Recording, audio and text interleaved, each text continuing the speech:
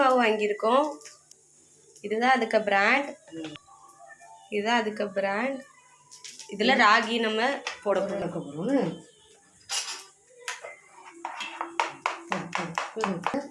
கொஞ்சம் நெய் ஊற்ற போகிறோம்.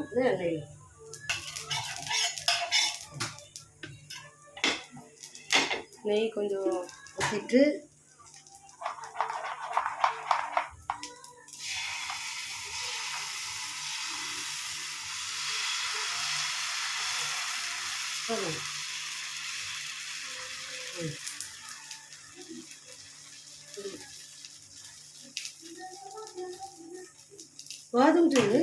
அதுக்கு சேர்த்து தக்காளி நம்ம பண்ண போகிறோம். தாளசம் பண்ணியிருக்கோம்.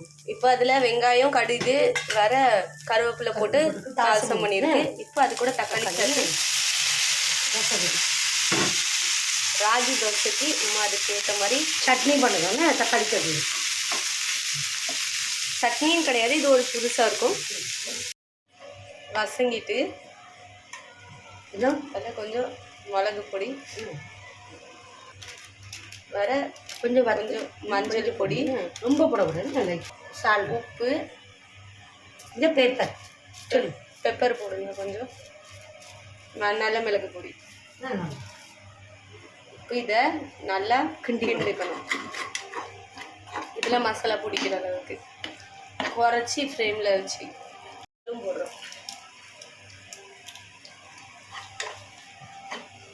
தோசை ரெடி.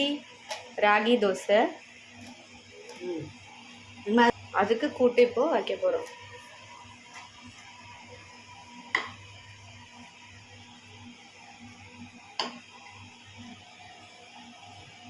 ராகி தோசை ரெடி.